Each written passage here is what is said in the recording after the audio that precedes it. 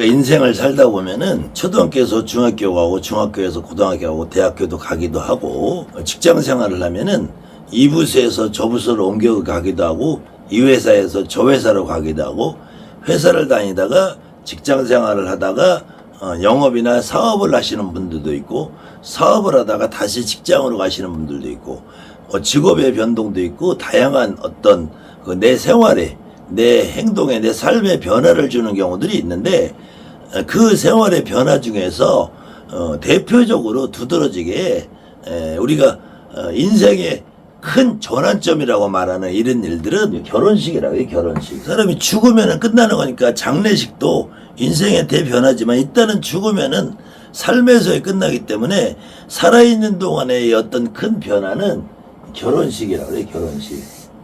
뭐 커서 성장하면서 누구나 겪는 일이고 결혼식도 누구나 겪는 건데 그래도 어떤 남자가 어떤 여자를 만나고 어떤 여자가 어떤 남자를 만나는 일은 인생의 변화가 커다란 내 삶의 행로를 좌지우지할 수 있는 일이기 때문에 결혼식이라는 것이 있고요.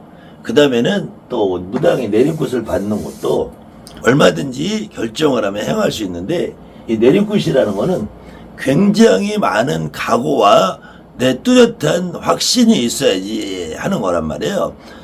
그런 일은 결혼식이나 내림굿을 하는 데 있어서도 이 좋게 말하면은 미풍양속이고 나쁘게 말하면 악습이 되는 것들이 많이 남아 있어요. 스님이 되든지 신부나 수녀가 되든지 하면은 뭐 스님도 뭐 부처님한테 결혼한다 부처님과 결혼 이렇게는 말을 안 하지만 신부나 수녀들은 하느님과 예수님과 뭐 결혼을 하기 때문에 결혼도 안 한다. 오히려 스님들은 출가라 그래. 출가. 오히려 결혼을 하고 가정생활을 하다가 집을 버리고 나오는 것이 출가예요. 처녀총각이 집을 나오는 건 출가라고 하는 게 아니야. 원래는 스님이 출가한다 그러는데 이 출가한다는 거는 정상적으로 내가 가정생활을 하고 결혼생활을 유지하다가 그 가정을 버리고 내가 이 삶을 마무리하느라고 수행이라는 거예요. 수행을 하는 것이 이 수행생활을 하기 위해서 모든 것을 버리는 것이 이게 스님들의 출가라는 거예요. 근데 실질적으로 스님들이 출가를 하면서 버리지 않는단 말이에요. 오히려 더 욕심을 갖고 신부나 수녀도 예전에 과거에 유럽의 중세시대 때에는 오히려 신부나 수녀가 다 결혼을 했어요. 결혼을 하고 가정을 갖다 보니까 이제 종교인이 결혼해서 가정을 갖는 거는 실질적으로 어떤 문제가 생기면 재산권의 문제가 재산권과 이 재산권을 또 자녀에게 상속하고자 하는 이런 욕망이 생기니까 이 중세시대 신부 수녀들은 굉장히 돈벌이에 능숙한 사람들이 많았어요. 그러다 보니까 이런 폐단을 없애기 위해서 가톨릭에서 신부는 결혼을 금지하는 법을 만들어내요. 그래서 지금 신부나 수녀가 결혼을 안 하는 것이지 과거에 오히려 중세시대 때에는 신부가 수녀가 결혼 생활을 다 했어요. 그리고 무당이라는 직업은 분명히 결혼도 하고 뭐 이혼도 하고 또 재혼도 하고 뭐 이런 일련의 우리가 인간이 살 수 있는 인생에 그냥 사람에서의 삶을 그대로 다 유지하면서 내가 단지 신을 모시고 산다는 것이에요. 신을 모시고. 그런데 여기에서도 결혼식도 남녀가 만나는 것이고 남녀가 만나서 결혼을 하는데 이 남녀가 만나면은 가족이라는 울타리가 생긴답니다. 가족이라는 울타리가 생기는데 이 무당도 내리굿을 하면은 남녀가 결혼은 아니지만 신엄마와 신아버지라는 새로운 일종의 가족의 개념이 생겨요. 가족의 여기에는 신누이도 있고 신동생도 있고 이런 가족의 관계가 형성이 된단 말이에요. 그러니까 이 결혼식이라는 문화와 같은 의미로 내가 새로운 가족이 생기고 새로운 가족에게 내가 하나의 가족의 구성원 일원으로서 들어가게 되니까 이 결혼식을 할 때도 남자가 여자 쪽에 가는 의미보다는 여자가 남자 쪽의 가족으로 들어가서 이때 이것도 출가라고 그래. 이것도 출가. 그래서 출가 외인이라고 그래. 이때 출가라는 것은 여자가 친정집에서 시댁으로 옮겨가는 거란 말이야. 그래서 출가라면은 친정에서는 외인이라고 그래. 외인, 외부 사람, 시댁 사람으로 새로 편입이 되는 거란 말이에요. 근데 내가 내리굿을 받는 것도 신엄마나 신아버지나 신동기들이 있는 요 무당의 한 그룹 속에 내가 새로 유입이 되는 거란 말이에요. 그러다 보니까 이 결혼식 때 여자가 신랑의 남편의 가족들에게 하는 혼수 예단이라는 게 있어요. 지금은 이게 많이 사라졌을 텐데 과거에 30년, 20년, 10년 전 지금도 그런 분들이 많이 있을 것이고, 뭐 시아버지 이불, 시어머니 이불, 뭐 시동생 양복, 뭐 시누이, 뭐 한복, 뭐 어떤 경우는 뭐 명품백 이런 것들을 심하게는 고모, 뭐 고모부, 이모부, 외삼촌, 친삼촌 아주 뭐 다양하게 혼수 예단이라는 거에서 일종의 내가 새 식구로 들어가는데 나를 잘 봐주십시오 하는 뇌물을 썼단 말이에요. 뇌물. 그것이 이번에 언론에서 떠들썩하게 나라를 들썩이웃는 저 대통령 영부인인 김건희가 손님을 맞으면서 디올백을 받았잖아요. 디올백을. 그 디올백을 받는 것이 이 악습의 일환이란 말이에요. 악습의 일환. 내가 뭐 높은 사람을 만나고 잘 보이기 위해서 누구한테 뇌물을 주는 거. 이것도 일종의 결혼식 할 때도 신부가 신랑의 가족들에게 나 새로 들어가니까 잘 봐주십시오 하는 일종의 뇌물 성격이었단 말이에요.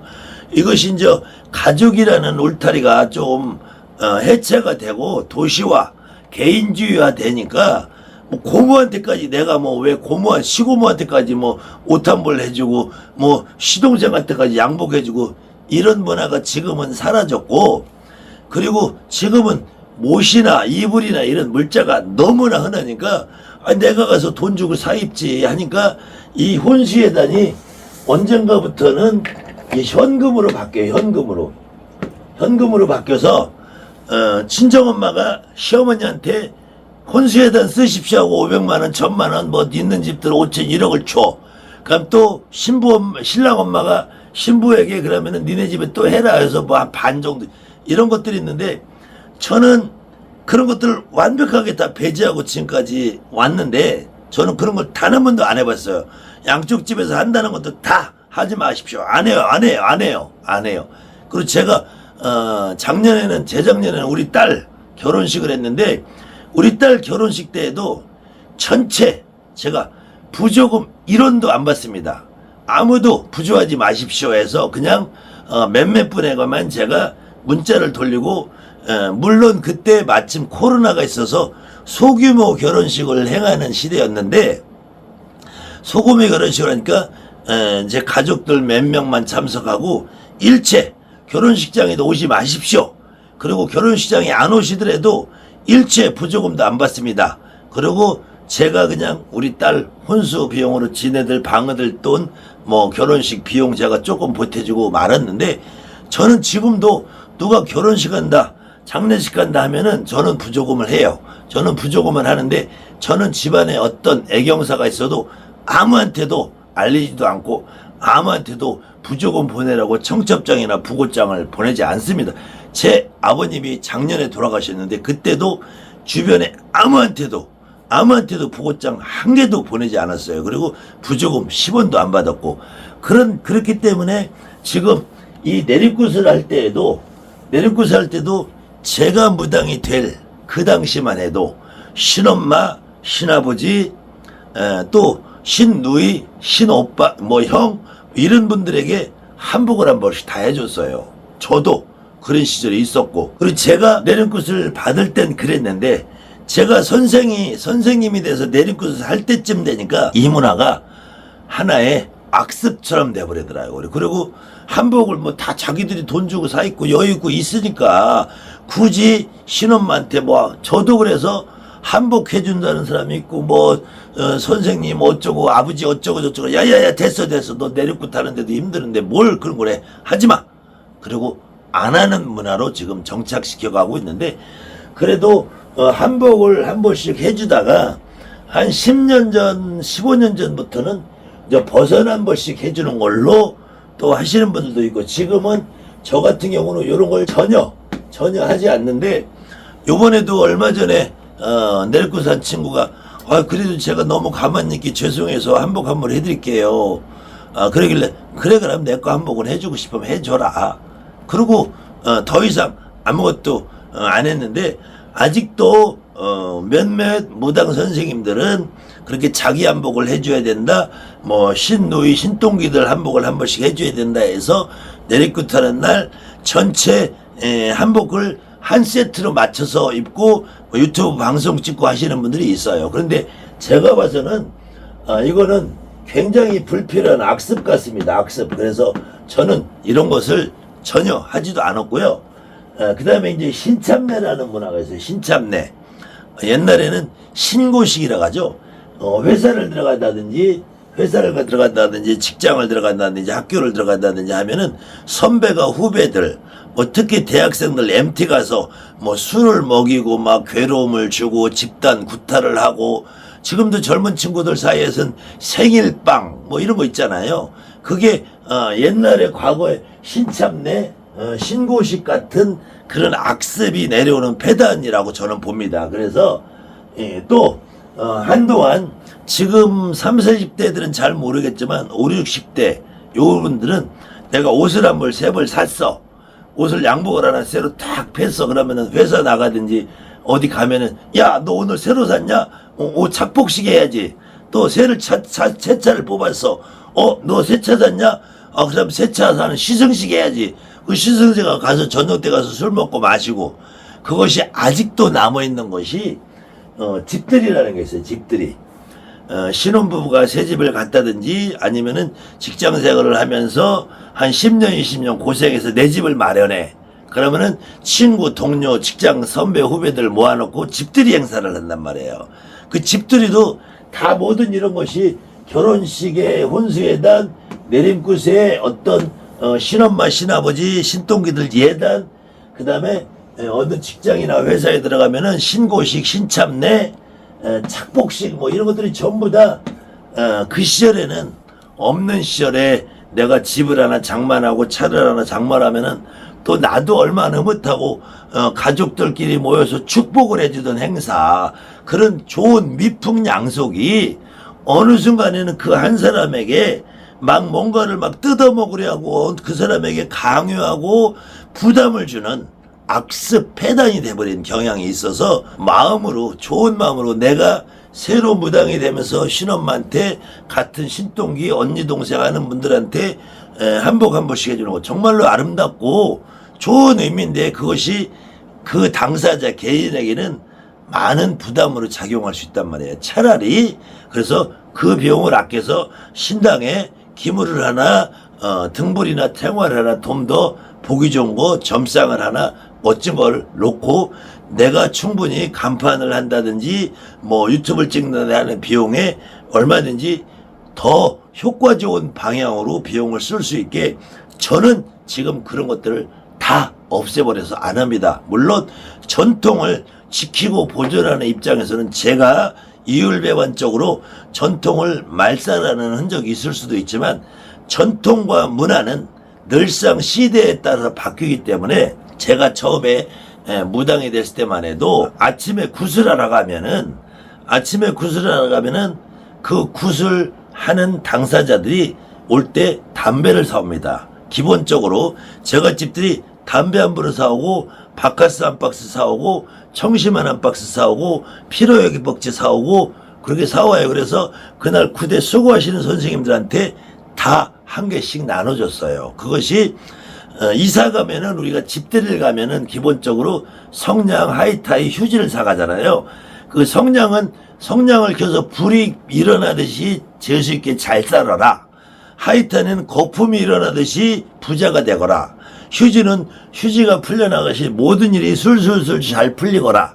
그런데 성냥, 휴지, 하이타이는 일상생활에서 많이 쓰는 거거든요. 그렇기 때문에 그것도 집들이 하러 간 사람들이 새 집에서 살면서 편리하게 쓸 수 있는 물건을 주는 건데, 성냥이라는 문화는 이제 라이터라는 문화가 정말로 보편화가 되면서 잘 안 쓰니까 집들이 가면서 성냥 사가는 문화는 이제 없어졌고요.